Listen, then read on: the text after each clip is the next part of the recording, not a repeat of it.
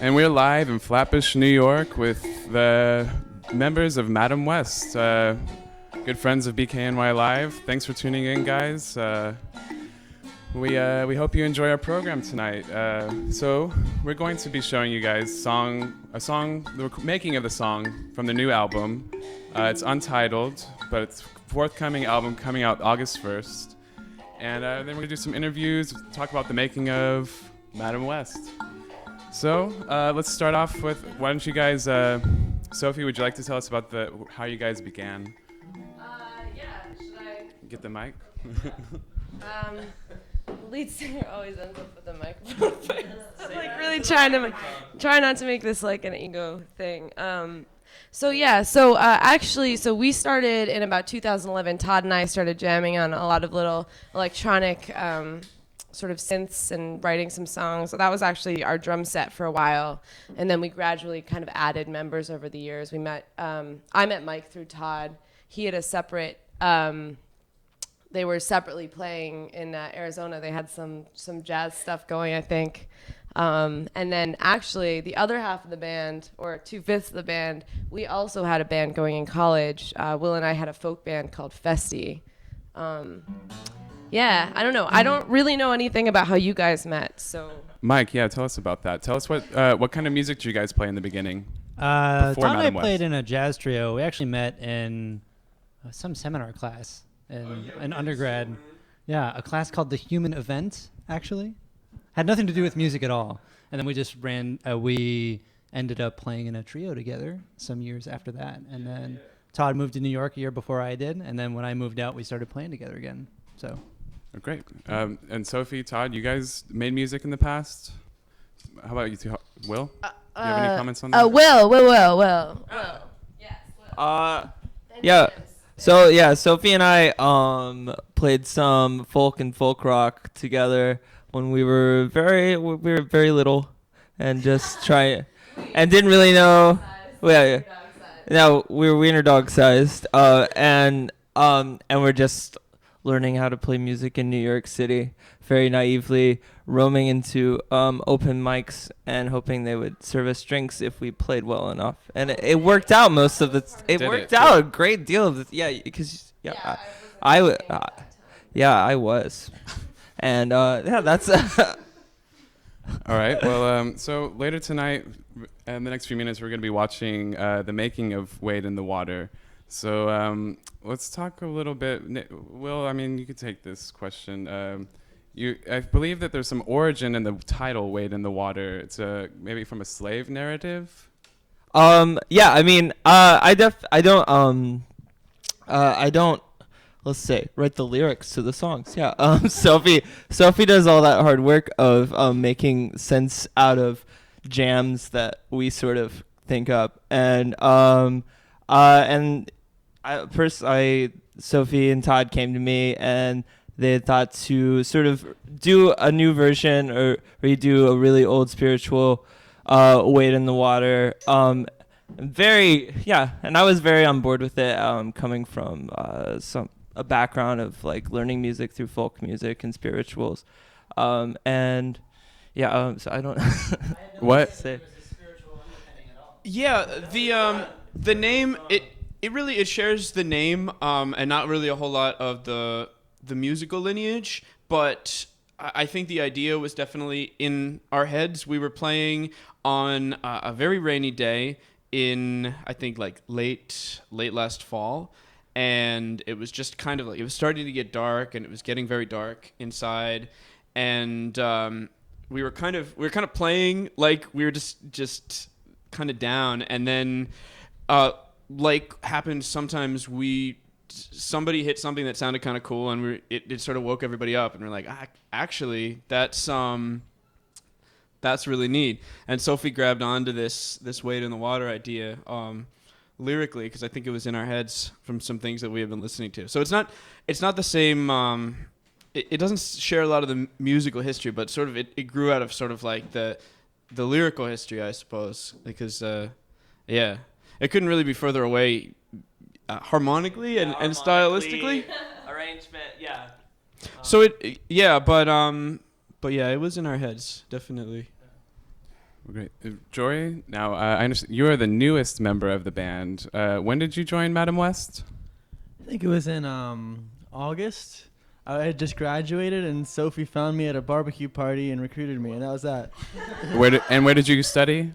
I studied jazz bass Where? Where did you? at Bard College. At Bard. I like them fresh. Fresh off the vine. Switch.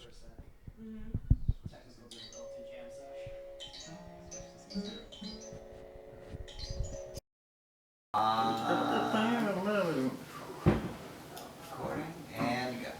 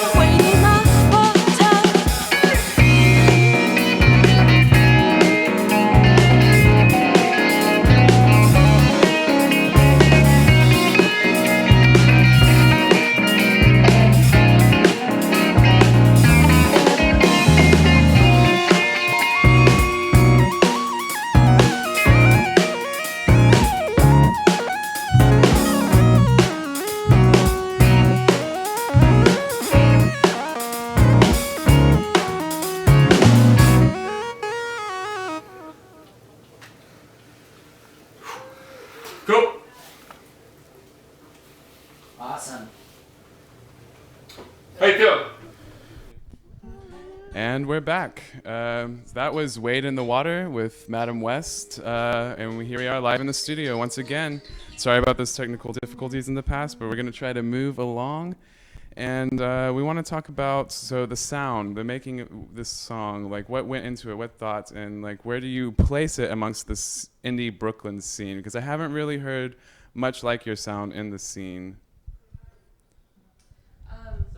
Okay.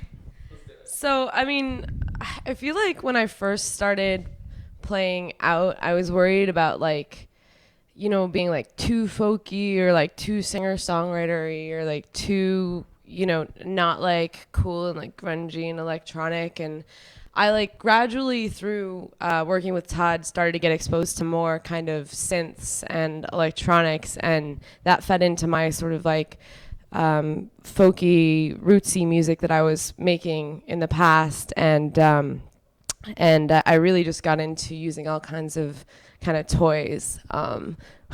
What kind of toys do you like to use? Oh man, I don't know if I can say this on the internet. On the internet, yeah, the internet's a really tough place. Oh man, yeah. I know in particular you may have this certain effects pedal that you do some pretty cool things with. What's that called? Yeah, I have it's a TC Helicon Voice Live Touch 2, and it's not their latest model, but it's sort of like an iPad type setup where you put it on your microphone and you can control it while you're like, you know, performing and facing whatever direction. And I really just enjoy using it to create a little bit of texture and to build some loops live without sort of relying too heavily on it for the overall sound of the band. I know recently you used it with a hip hop act for Brooklyn College. Yeah. I was doing a CUNY a master's program project in their film department, and they were doing a sort of behind the bands type thing where I wrote a song with a rapper, and instead of sort of singing lead vocals like you hear on a lot of R&B and hip hop, I actually ran my own vocal loops behind him. So I was kind of like the synthesizer, and the vocals kind of became more of the arrangement than I feel like I would have expected working with a rap artist. So that was like a really cool project to use it for, and it forced me to create solo arrangements on this piece that I usually use with just the full band. So it was like good, like kind of deadline creator, like, you know, to get me to do stuff. Very cool. And so I know recently, because Mr. Elliott here was my roommate for about 10 days, that you guys also have been active abroad with your musical works. You recently traveled to Berlin to record an improvisational album. Could you talk about that a little bit, Todd? Yeah, so we through a couple degrees of connections, Sophie is acquainted with the drummer from the German band Faust, and he is sort of he's a very industrial player. I mean, his instrumentation, in addition to drum set, is like big sheets of metal and power tools and just like contact mics hooked up to all of this like really heavy stuff, and chainsaws, concrete mixers. Yeah, it's very visual. It's amazing. Yeah. Sparks flying. Nice. We didn't use any concrete, but we met up for a day or so, about an hour outside of Berlin, and just played around. I was meeting him for the first time, and we speak like very, very rudimentary German, and he speaks very rudimentary English. And so, you know, it was a lot of pointing and stuff. But at one point, he looked at us and he said, "We're going to experiment." He said, "All of my music is an experiment." So we did that, yeah. And we came up with about like a 30-minute CD, I think, of I don't know what's on there. It all happened kind of quickly. I remember I was looking up at one point when we were setting up the instruments, and there was just like a shower of sparks coming down like right next to me to my keyboard because he was testing out the mic by like sawing into something. which he never played, but it was like enough to get me. It was enough to get me to pay attention. When we record, it's maybe under a bit safer conditions, but on that note of safety first, the sparks that fly in our recording sessions are very metaphorical sparks. They're not actual sparks. But sort of a note on style and what it's like sort of experimenting with all these guys is we all definitely, or I come into this like from my own sort of background in playing, and this is not really like any other band I've been here in before. To the extent that I don't even know if I've even like played guitar as much as I've played with this band, even though I always called myself a guitarist. And so no, it's true. And like because I was like, oh, I'm a guitarist, but I'm actually a multi-instrumentalist, experimental, like synthesizer, sample-based music, blah blah blah. Anyway, I'm a guitarist for this band, and it's been really great, like finding a sort of cohesiveness to the sound, with a bunch of people bringing in different musical backgrounds, different kinds of training, and yeah, and then friendships and meeting each other along the way. I don't know. Yeah, friendships. Friendships. Yeah. That's what we're about here. We're about sweating and friendship. Tell me more about the studio, being in the studio, what it was like recording with 1989 Recordings in Bushwick, New York, at the Silent Barn. Their brand new studio, correct? Yeah. So 1989 is a pretty recent addition to the Silent Barn, which has Gravesend Recordings run by Carlos and Julian of Avaluna, which is an incredible band that we are super inspired by. That was sort of how I found out about the space. And then taking a look at it, I realized it had really great kind of vibes and looked like a great place to just sort of be relaxed and knock out a record in a couple days. And it had a live drum set and a great drum setup. Mike, do you want to talk about shooting the moon? Well, I don't know what you mean by that exactly, but You were playing in front of a giant moon. That's true. That was pretty awesome. No, the studio space is definitely, I don't know, to me it kind of felt like a spa for musicians. Yeah. Because you just go there and there's comfy couches and there's just a little bit family restaurant vibe too, because there's just tchotchkes and everything hanging on the wall. You just feel very relaxed and calm there. So it was a really nice place to spend. What did we spend? End up 3 to 5 days there. So yeah, it was nice. It was great. Yeah, it was a very cozy place. It was very friendly there. Yeah. Well, so, Mike, how do you approach? Are you behind the drum set? You're always very in control. You have this disciplined approach to it that's unapproachable, but and very tasteful. You know exactly what to play, when to play. How did you get to this point of where you are? Well, I'm glad it sounds like that, because that's not always the case at all. I don't know. The main drummers that I always kind of had in my head when we were recording this album were probably Steve Gadd. And then another drummer that probably not too many people know about unless you really like, old soul, but a band called Tower of Power. There's a drummer named David Garibaldi, just a really sick drummer. But neither of these drummers are really flash drummers. They're really just about laying down a really solid groove and just blending with other musicians.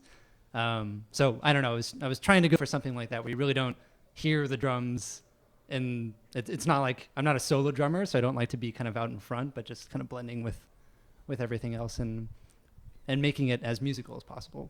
Making the rhythm section happen. Yeah. Yeah. Making people dance. And that's huge. Jory, you on the other end of this rhythm section. Let's hear about that, because you are also just always right there. You obviously have the training and the background in this. What inspires you to make the music that you make? Yeah, I just play bass. I guess I see myself as, since joining the band, adding a kind of aggressive voice to it, making it more. And since progressive and right? How would you describe it? Maybe. I mean, I like a lot of prog rock, and I guess I haven't even heard the band that much since the pre-bass era, but I. See, that's how we divide up the band: pre-bass era and post-bass era. So yeah, I use a lot of overdriven bass and grindy octavey bass, and I think that gives it a sort of aggressive edge, maybe a little more rhythmic punch or something like that. Absolutely. And what I have noticed, because before you joined the band, Todd was holding down bass lines with one hand and the piano lines with the other hand, and you have freed up an extra hand for Todd and have really pushed the sound in this direction that it's coming together. And since I have been seeing you guys since the beginnings, since your early days, 2013. So maybe I didn't see you when you were a duet, but I definitely saw you from trio on. And you guys are definitely one of my favorites here in New York. Let's talk about the album release. You guys are going to be holding a special event, no? Sophie knows. Okay, so the internet tells me that there's this new group called Indie Bushwick putting on some shows, starting to put on events along with BKNY Live, and in this case, they're throwing a joint event, and we're playing with a couple of other really great local acts. I'm not sure if they're confirmed, so I won't say them now, but it's going to be August 1st, and it's going to be at Cameo Gallery, and in Williamsburg, like right across from that really legit venue. What's it called? The Music Hall of Williamsburg? Urban Outfitters. Yeah, so Cameo Gallery, August 1st. That's our album release. And I understand that you might be making an invitation for certain electronic artists, visual artists to maybe do some work with you guys. Yeah, we're planning to release the stems to at least one of our songs and make them available for anybody that wants to remix it in a competition, and we'll make sure we post the winners. We're really excited to see what happens. And BKNY Live will be opening up their archive footage of Madam West, which spans quite some time. Yeah, it's more than Beyonce's. It's unbelievable. I don't know how we did that. So we will be inviting visual artists to download these stems, these videos, to remix them as well. We would like to, represent Brooklyn and the kind of art scene that we come from here. So yeah, we will make an announcement about that after the show. So contact us if you are interested in contributing. Well, I think, do you guys want to close with a jam maybe? Sure. All right, let's hear it. Jam closer. Swimming in the jam closer. Jam. Hold it to I've got nothing. I can play. Yeah. I'm just gonna You want to play the thing? Yeah. Okay. We can make like that band that everyone plays guitar. Oh, yeah. Oh yeah. Yeah. Walk the earth. Yes. Where'd the dog's collar go? That's okay. I'll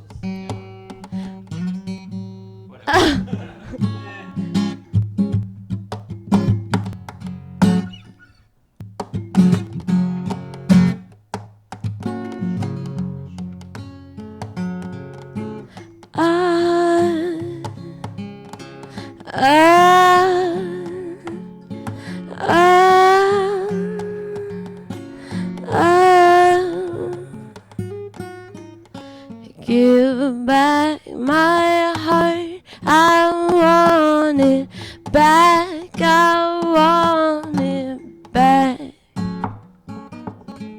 Give me back my life, I want it back, I want it back. Sick of spending all my ass on the couch, my eyes to the ground.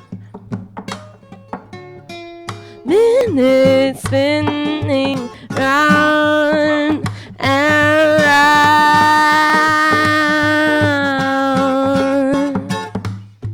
You cannot stop playing all kinds of games with my time.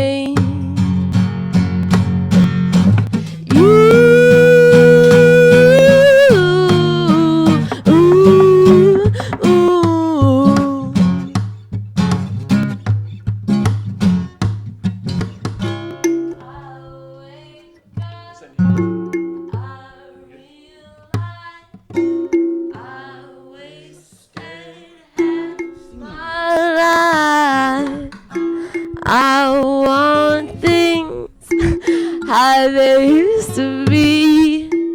I cannot afford to keep waiting.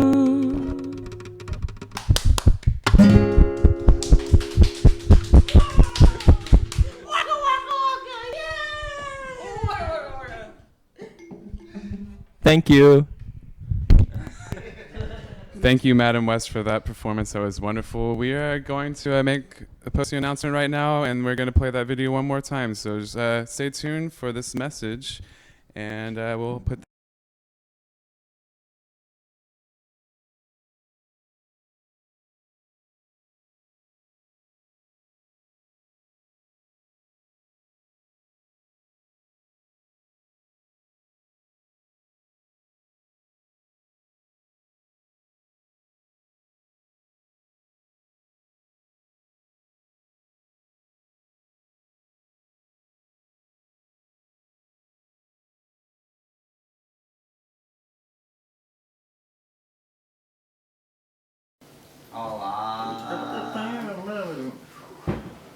Recording and go.